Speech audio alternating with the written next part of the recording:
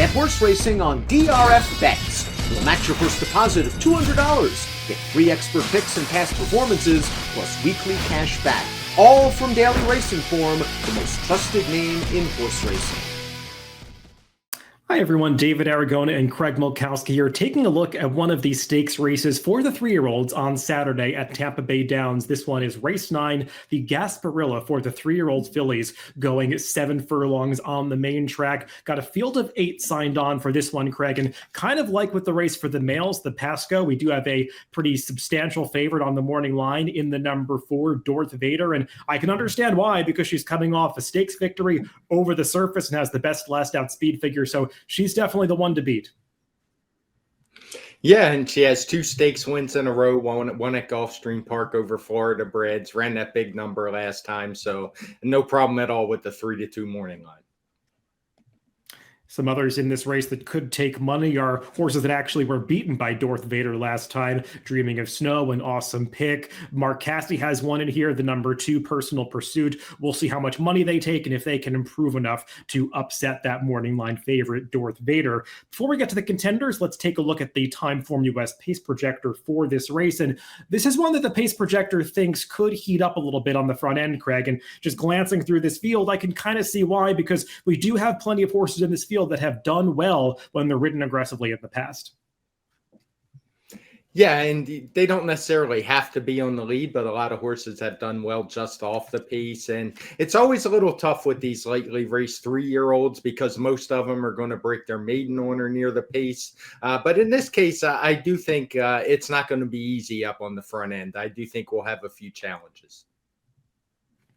I do think the pace projector has it right, and that the most likely early leader is the number 3, Dreaming of Snow. She was very effective when she made the lead in her last start, so I imagine they'll try similar tactics here. But as you said, there are plenty of others with tactical speed who figure to be pressing this pace early, and there really isn't anybody that's a confirmed closer. And it is worth noting that the horse shown in last place on the pace projector is the number 4, Darth Vader, that big favorite. And she's not exactly one that wants to be rallying from the back of the pack, so it's going to be interesting to see how these horses do sort themselves out towards the front end. Before we move on to the contenders, let's take a look at one of the new features in Timeform US. If you've been browsing your DRF mobile PPs, you might have noticed the new Timeform US tab, and if you click on that, you can see the pace projector, but also the new Timeform US finish projector, which you can toggle over to. And this one shows the Timeform US power picks, but visually laid out to kind of show the relationships between the horses as the algorithm sees them at the finish of a race. And Craig, not a big surprise that the Timeform US algorithm does believe that Darth Vader, the number 4, is going to be pretty tough in this race.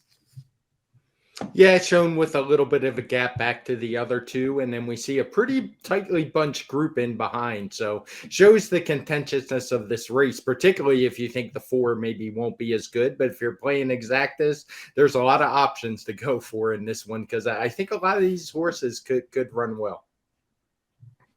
A lot like the morning line, where the number 2, 3, and 8 are all listed between 4-1 and 9-2. They are bunched right up together there, vying for second behind that favorite. We'll see if Craig and I agree when we get to our picks at the end. But first, let's dive into the main contenders. We'll begin our discussion with that favorite, the number 4, Darth Vader. And we'll take a look at her last out victory in the Sandpiper Stakes at Tampa Bay Downs. She's beating a couple of rivals that she's facing again here. Highlighted in the red cap is one of the horses that she'll be meeting again. Awesome pick on the rail there in the white silks with the blue cap, the number 3, that's Dreaming of Snow. She's also back in this race. But Greg, as we can see from this stretch drive, Darth Vader, she just wins pretty easily in the end. Did get a very good trip in doing so, though. Yeah, it was a good trip. It was a very good ride that day. Got the job done.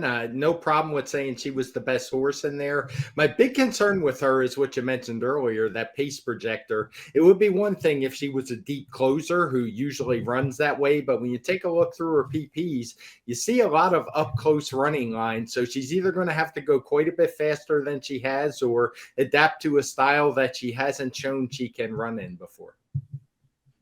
Yeah, the trip is a slight concern for her, but she does generally break well in her races, so that usually gives her rider some options. Aside from that route experiment three back when she was beaten by Atomically in that two-turn race at Gulfstream, she's won her last three one-turn races in a row, showed two back at Gulfstream that she handles the 7 furlong distance without issue. She was pulling away from her main rival at the end of that race, so definitely seems like she is the one to beat. I think it's just a question of how short a price you want to take on Darth Vader. One of those horses that we highlighted in the replay that finished behind her last time is the number 8 Awesome Pick. Let's take a look at her past performances. And Craig, I think you can make the argument that maybe she did not get the trip that they were looking for last time, because they were trying to be aggressive from her rail post position, and she was right up there mixing it up on the pace, but kind of got shuffled back on the backstretch and maybe lost a bit more ground than they were hoping to. I think her replay is worth a watch for the reasons you mentioned. She drew inside that day. She certainly got a much better draw this time, drawing the far outside in this one-turn race. And like you said, she kind of got yo-yoed around in there, had to drop back, swing around. And when you watch that stretch call that we showed, it's not like the winner was running away from her. She was running just as fast as she was all the way through the wire. So I think the post position gives her a much better chance this time.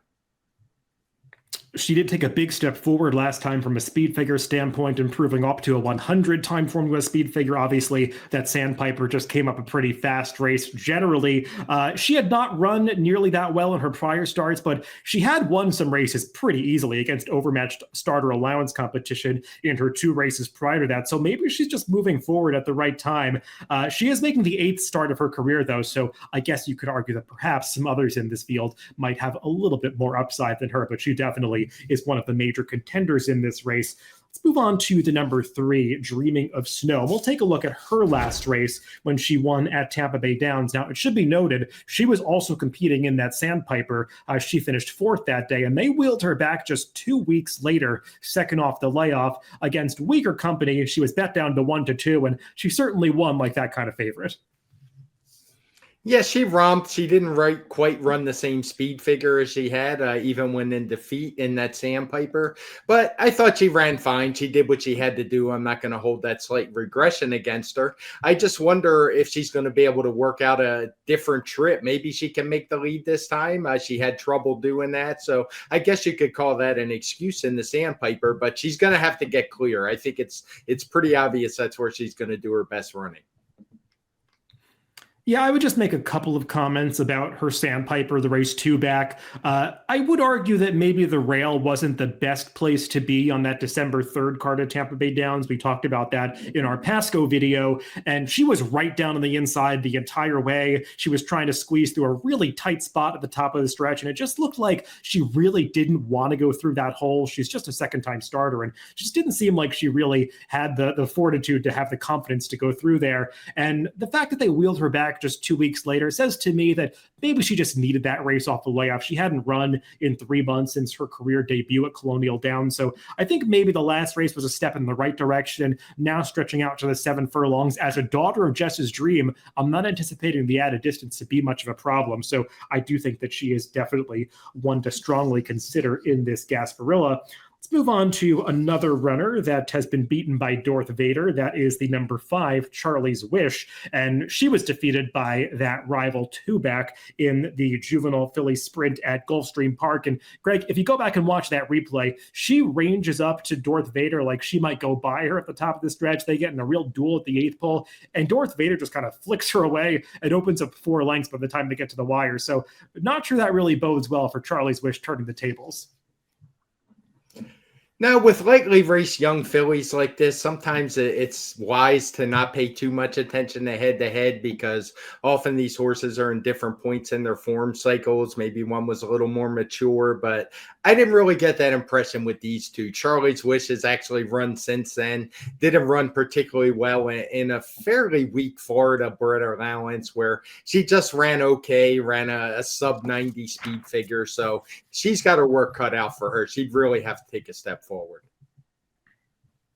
One horse who's coming off a recent victory at Tampa Bay Downs is the number 7, Opus 42. Let's take a look at her last race when she was breaking her maiden at Tampa in early December. And this was actually her first start on the dirt, Craig. They had began her career on the turf, had finished second in a pair of races up in Maryland, but shipping down to Florida, she definitely handled the dirt well enough to beat this field.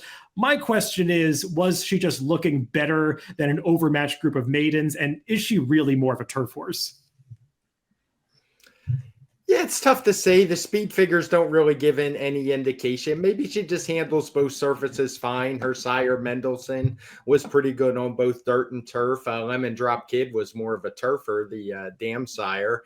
So I would say at this point, she just looks like one that handles both. And she ran fine, but this is a pretty big step up. I think that was a particularly weak maiden race at Tampa.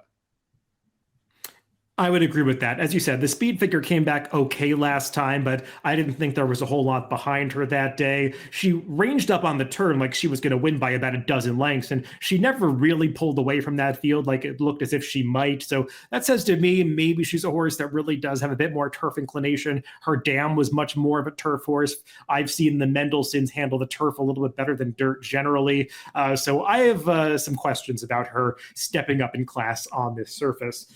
Another runner who has to prove that she's quite as effective on the dirt is the number 2, Personal Pursuit. And we'll actually take a look at her second dirt race when she won over a good sealed racetrack at Aqueduct. This was the Belmont at the Big A meet, and that is her, the gray horse down on the inside, who's battling back for the victory here. And Greg, I find it interesting that they entered her for turf in this race, and after this, they went right to the turf for 2 subsequent starts against Stakes Company. There really has been turf intention with this horse, but now they're kind of changing course and going back to the dirt. I guess it makes sense. She didn't run very well. She ran just okay in those couple of turf races. And if you look at her PPs, it's hard not to say that maiden win isn't the best race showing so far. I have some pretty big questions about that race. It was obviously an off the turf race. I think the field was pretty weak. She did run a decent number that day, but it also came over one of those really slow Aqueduct racetracks. Tampa will be a lot different. So at what's probably going to be a pretty short price, I'm going to look this some others. Yeah, I actually really do think she's more of a turf horse, and I would have been interested in her if she had run back in another turf race, because I thought she had a pretty tough trip in the Matron 2-back, blowing the start and then having some traffic. And then last time, that race sort of had an outside flow to it. She wasn't really in the right spot on the racetrack. So I really do think she's more of a turf horse, and she just showed her class when she won that maiden race on the dirt at Aqueduct. The horse that was second that day, Quarrel, they were 14 lengths ahead of the rest of the field. She came back to run pretty poorly on the dirt. So I also have some questions about that speed figure that she got. Not that the speed figure is wrong. I'm just not sure that it's going to be predictive of her future dirt form. Well, let's throw up our picks for this race, Craig. And I think we've got the exact same superfecta, just in a slightly different order. We're both taking shots against that favorite, Darth Vader. And I get where you're going with awesome pick. She really did not have the best trip last time. No, I just like the big improvement she showed last time. I like the way she finished off that race despite getting shuffled back. She showed some gameness to me. And I just think the pace switch is a huge one. She's one that can rate off the pace and close. So it is a step up. I don't have anything really against the favorite. I'm just looking for a little more value. Yeah, Darth Vader, her form is just exposed at this point. She's going to take a lot of money off that series of sprint victories. And I think there are some other fillies that do have a little bit of upside, like the one that you put on top, and also the number 3, Dreaming of Snow, who I selected as my top pick in this race. I know that there's other speed that could potentially go with her. I do kind of hope that they just get clear on the front end. She broke really sharply last time, so I'm hoping for something similar here. I think the stretch out to 7 furlongs could work for her, and I do believe she's one in her 4th career start that does still have some upside and could potentially take a step forward in the speed figure department. So it's the number 8 awesome pick for Craig, and the number 3 Dreaming of Snow for me in the Gasparilla Stakes on Saturday at Tampa Bay Downs. Good luck if you're playing the races this weekend.